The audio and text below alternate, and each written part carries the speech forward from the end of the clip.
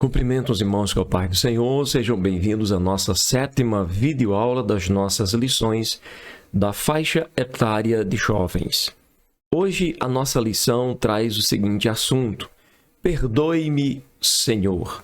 Nós temos o Salmo 51 e versículo 1 como nosso texto principal, que nos fala o seguinte: Tem misericórdia de mim, ó Deus, segundo a tua benignidade. Apaga as minhas transgressões segundo a multidão das tuas misericórdias. Resumo da lição: para viver um processo de restauração espiritual, é preciso reconhecer a benignidade e a misericórdia de Deus, bem como confessar o pecado praticado e abandoná-lo. Veja que a nossa lição traz um assunto muito importante hoje.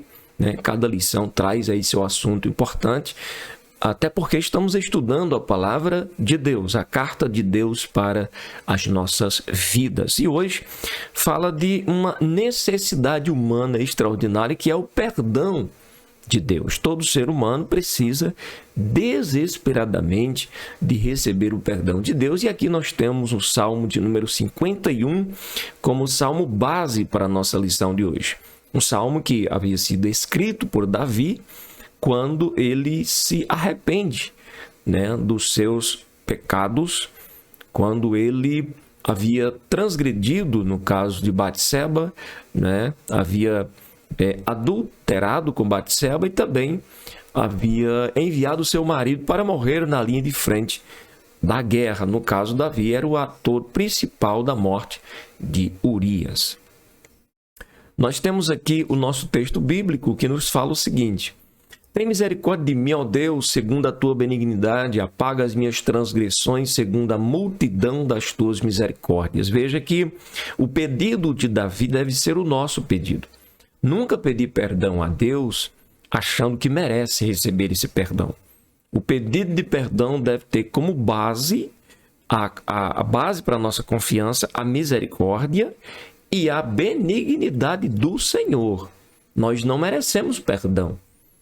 Pedimos perdão quando erramos, mas sempre lembrando, Deus, pela tua misericórdia, somente pela sua misericórdia é que eu posso ser perdoado, somente pela sua benignidade. Porque aí, meus irmãos, não há mérito em nós, não é verdade? Porque nós somos pecadores por natureza. Verso 2: Lava-me completamente da minha iniquidade, purifica-me do meu pecado, porque eu conheço as minhas transgressões e o meu pecado está sempre diante de mim. Contra ti somente pequei e fiz o que a teus olhos é mal, para que sejas justificado quando falares e puro quando julgares. Eis que em iniquidade fui formado e em pecado me concebeu minha mãe. Eis que amas a verdade no íntimo, e no oculto me fazes conhecer a sabedoria. Purifica-me com hisopo e ficarei puro. Lava-me e ficarei mais alvo do que a neve. Faz-me ouvir júbilo e alegria, para que gozem os ossos que tu quebraste. Esconde a tua face dos meus pecados e apaga todas as minhas iniquidades. Cria em mim, ó Deus, um coração puro e renova em mim um espírito reto. Não me lance fora da tua presença e não retires de mim o teu Espírito Santo. Torna a dar-me a alegria da tua salvação e sustém-me com espírito voluntário. Então ensinarei aos transgressores os teus caminhos e os pecadores a ti se converterão. Livra-me dos crimes de sangue, ó Deus, Deus da minha salvação, e a minha língua louvará altamente a tua justiça. Abre, Senhor, os meus lábios, e a minha boca entoará o teu louvor, porque te não comprazes em sacrifícios, senão eu os daria. Tu não te deleitas em holocaustos. Os sacrifícios para Deus são o espírito quebrantado. A um coração quebrantado e contrito não desprezarás, ó Deus. Davi termina este salmo deixando uma revelação extraordinária para as nossas vidas. Quando nos achegarmos ou quando nos aproximarmos diante de Deus, que possamos fazer isto com um coração quebrantado e um espírito quebrantado e um coração contrito. Esta é a maneira de alcançarmos a benignidade e a misericórdia de Deus. Ninguém que chega diante de Deus tendo como base para sua confiança a confiança de alcançar algo diante do Senhor baseado em sacrifício, nunca alguém alcançou algo de Deus por causa disto. Pelo contrário, sempre parte do espírito quebrantado, coração quebrantado e contrito. Esse tipo de ação, de comportamento, de estado que Deus não rejeita. Deus rejeita o holocausto, Deus rejeita sacrifício, mas espírito quebrantado, coração quebrantado e contrito, Deus não rejeita, porque a sua benignidade e a sua misericórdia entram em ação justamente quando o ser humano, quem quer que seja a pessoa, não importa o que haja feito na vida, chegou-se diante de Deus com espírito quebrantado e coração quebrantado e contrito, Deus não rejeita. Deus libera perdão, Deus restaura, Deus recupera aquela pessoa. Não é verdade? Vamos adentrar na nossa lição, nossa introdução. O Salmo 51 está na categoria dos salmos penitenciais. Esses salmos trazem a ideia de confissão e busca pelo perdão de Deus. Outros salmos podem ser classificados nessa categoria, como, por exemplo, o Salmo 6, o Salmo 37 e o Salmo 142, dentre outros que também existem. De acordo com essa categoria, o Salmo 51 remonta ao contexto em que o rei Davi foi confrontado pelo profeta Natã por ocasião do seu adultério com Batseba e o consequente assassinato do esposo dela, o soldado fiel Urias. Esse texto ele aparece lá em 2 Samuel, capítulo 12, do verso 1 ao verso 14.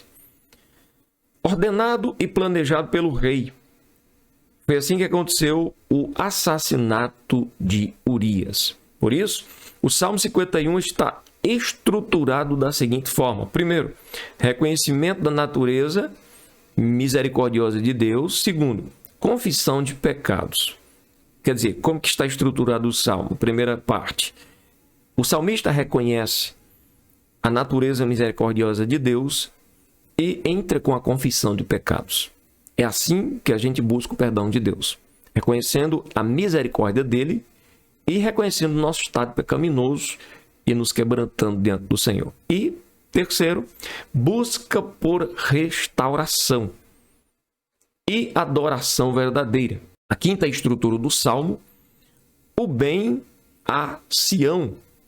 O bem a Sião, como vai aparecer aqui no versículo 18, e versículo de número 19. Assim, nesta lição, estudaremos sobre a natureza misericordiosa de Deus, a necessidade de confessar o pecado para ser restaurado, a disposição de viver o processo de restauração e, finalmente, viver a adoração pública de maneira restaurada.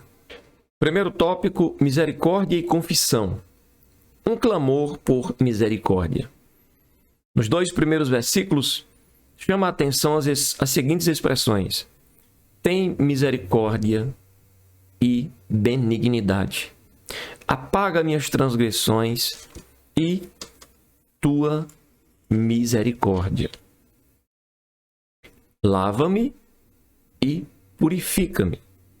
O salmista tem uma clara noção de que Deus é benigno e misericordioso. A benignidade do Senhor, conforme diz o Salmo 136, versículo de número 1, dura para sempre. E suas misericórdias não têm fim, conforme encontramos em Lamentações, capítulo 3, versos 22 e 23.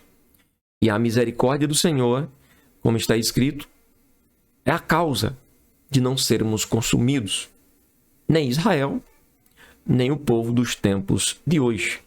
Por isso, só Deus pode lavar, só Deus pode purificar a alma do salmista, como também a nossa. Assim, o rei Davi tem plena certeza de que se dirigir diretamente a Deus é a melhor decisão, é a melhor atitude que um ser humano faz, porque Deus é benigno e misericordioso, e só Ele pode lavar e purificar a sua alma, só Deus pode purificar a nossa alma. Segundo, confessando o pecado. O salmista se dirige a Deus de maneira humilde, confessando e especificando o seu pecado.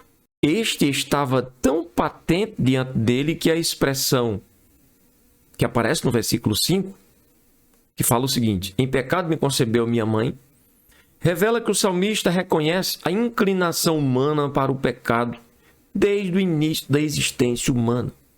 Ou seja, a inclinação do homem para pecar não ocorre apenas, por exemplo, a partir dos 20 anos de idade. É desde a sua existência.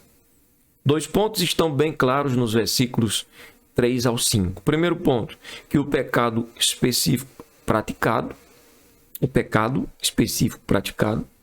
E o segundo ponto, fica claro, a consciência da inclinação humana ao pecado desde o início da sua existência. Então, o homem não tem do que se gloriar.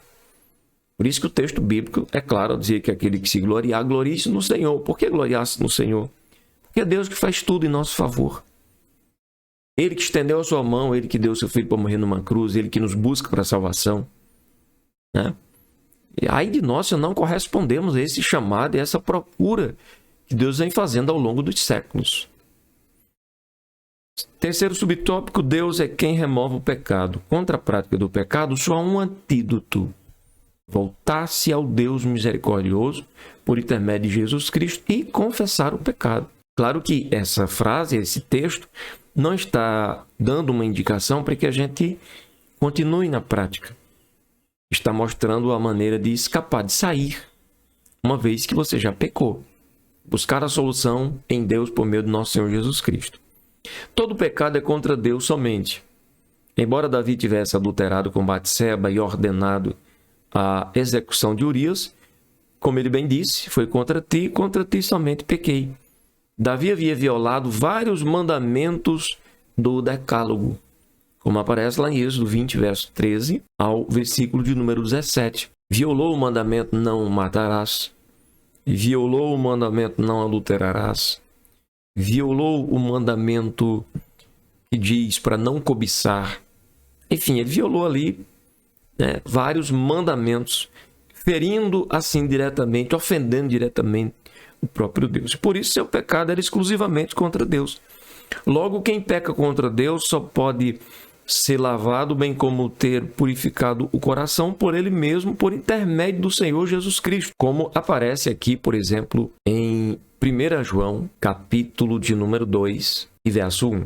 Meus filhinhos, estas coisas vos escrevo para que não pequeis, e se alguém pecar, temos um advogado para com o Pai, Jesus Cristo justo, e ele é a propiciação pelos nossos pecados, e não somente pelos nossos, mas também pelos de todo o mundo. Então, apenas por intermédio de Jesus é que temos o perdão dos nossos pecados.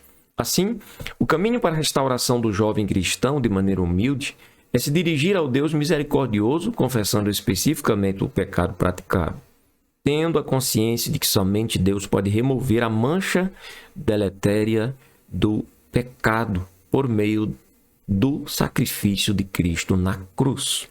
Tópico 2. Buscando a restauração. Subtópico 1. Purificando a vida interior. A prática do pecado nasce de dentro do ser humano. Isso devido à corrupção total da natureza humana como consequência do advento do pecado. Nesse sentido, contemplamos o pedido do salmista quando ele diz: purifica-me, lava-me, apaga, cria em mim um coração puro. O salmista sabia que Deus aprecia a verdade de nossa vida interior, pois diante dele tudo está patente, não tem nada oculto. Portanto, ao chegarmos a Deus, sejamos sinceros, muito sinceros. Por mais que você tenha errado, cometido erro, diga abertamente para o Senhor: Senhor, pequei. Eu pequei, eu ofendi a ti nisso. Busca misericórdia, ele pode restaurar. E somente Deus pode criar um coração puro, não mais sujo pelo pecado, um espírito reto, não uma vida tortuosa. A nossa vida interior precisa ser purificada para que a presença do Espírito Santo seja uma realidade e assim tenhamos de volta a alegria da salvação e um espírito voluntário nas coisas de Deus. Segundo, restituindo a alegria e o júbilo. Com a vida interior purificada, o salmista espera ouvir júbilos e alegrias, no lugar de tristeza e angústia pelo pecado praticado. Veja aqui um detalhe interessante. O pecado causa tristeza e angústia. A restauração que Deus efetua em nossas vidas nos traz júbilo e nos traz alegria. O processo de restauração do pecador perpassa pela confissão, humilhação diante de Deus e, finalmente, o fato de tornar a sentir a presença do Espírito Santo. Neste salmo, uma das verdades mais contundentes é a de que o pecado tira a presença de Deus do salmista, porque o pecado entristece o Espírito Santo. Sem esta presença não há alegria com júbilo, mas sobre tristeza, angústia, frustração e consciência pesada. Portanto, não compensa viver uma vida na prática do pecado, porque o pecado tem o seu salário, e o salário do pecado é a morte. E antes de chegar propriamente à morte, acontece um processo muito doloroso de angústia, de tristeza, de frustração e de peso na consciência. Bom mesmo é andar na presença de Deus e viver uma vida reta, seguindo os princípios que a sua palavra nos mostra. Terceiro, a restauração começa pela renovação interior. Precisamos lembrar de que a obra de restauração de uma vida que caiu no pecado é de Deus e não meramente uma decisão humana. Ele pode dar um coração puro e um espírito reto. Outro sim, o Espírito Santo sempre apelará para a nossa consciência, a fim de que não fiquemos imersos na prática do pecado, pois é Ele quem nos convence do pecado, da justiça e do juízo. Portanto, somos dependentes da ação do Espírito Santo em nossas vidas para a nossa restauração, desde o convencimento até o perdão total. E, finalmente, há uma vida plena no Espírito, vida de alegria, vida de júbilo para servirmos a Deus em sua obra e vivermos honestamente diante das pessoas. Entretanto, tudo começa pela purificação do coração e o estabelecimento de um espírito reto. Tudo começa pela renovação interior do jovem cristão. Estamos nos dirigindo principalmente aos jovens, apesar de este ensino servir para todas as faixas etárias, porque todos os seres humanos pecam e não podemos ficar destituídos da glória de Deus. Uma vez o Senhor já nos restaurou em Cristo, reconciliando-nos com o Pai através do seu sacrifício na cruz. E como está escrito no texto de 1 João capítulo 2, meus filhinhos, essas coisas eu vos escrevo para que não pequeis, porque bom mesmo é não praticar o pecado. Mas se alguém pecar, lembre, vocês têm um advogado junto ao Pai. Corre para os braços dele, corre para os pés de Jesus e reconcilie e busque restauração na presença do Pai, e Deus estará contigo. Terceiro e último tópico: prontos para adorar. O desejo de participar da adoração pública. Lembre-se de que os salmos são canções para adorar, principalmente no templo. O salmista tem o desejo aqui de louvar a justiça divina. Por isso, o pedido de livrá-lo dos crimes de sangue, certamente uma alusão ao assassinato de Urias. Assim, uma vez perdoado, o salmista estaria pronto para adorar publicamente no templo do Senhor, de acordo com a justiça divina. Porque aqui é o seguinte, aqui todo adorador precisa entender que não dá para adorar a Deus em pecado. Não é possível acontecer esta adoração em pecado. É preciso o perdão, é preciso buscar o perdão, é preciso buscar reconciliação, entende? Para poder termos acesso a presença do Senhor, que se dá apenas por meio do sangue de Jesus e por meio da sua preciosa palavra. Daí a necessidade de estarmos lançados aos pés de Cristo, buscando a restauração total. A adoração pública congregacional tem a ver com o real estado interior da vida do salmista. Segundo subtópico, quebrantamento e contrição. Os versículos 16 e 17 aprofundam mais ainda a questão do estado interior para a adoração pública. Note as expressões: espírito quebrantado e coração quebrantado e contrito. Essas expressões não substituíram o sistema de sacrifício levítico, pois ele é retomado no versículo 19. A ideia é a de que não podemos nos apresentar para a adoração pública de maneira mecânica, superficial. Estou aqui, mas não estou aqui. Estou aqui de corpo, porém minha mente e minha alma estão lá fora. Né? Nesse sentido, o salmista entende que todo o seu ser deve estar presente no ato de adoração, isto é, espírito, alma e corpo. É assim que adoramos a Deus. E por isso que Paulo, ao escrever aos Tessalonicenses, no capítulo 5, verso 23, ele diz: E o Deus de Pai vos santifique em tudo, e todo o vosso espírito e alma e corpo sejam plenamente conservados santos para a vinda de nosso Senhor Jesus Cristo. Então precisamos adorar a Deus com tudo que temos. Espírito e coração quebrantado e contrito são a prova de que a vida inteira do adorador está ali diante do Senhor, seu Deus. E por último, terceiro subtópico para concluirmos, fazendo o bem para todos ou para outras pessoas. A nossa experiência de restauração nos permite ensinar aos transgressores os caminhos de Deus. É isso que Deus quer fazer conosco, que os nossos gestos exteriores reflitam a nossa vida interior, pois se o nosso coração for puro e nosso espírito for reto, consequentemente, nossas ações serão puras e retas. Com o advento do sacrifício de Jesus Cristo, nossas almas restauradas, corpos posicionados, somos o sacrifício vivo, santo e agradável a Deus.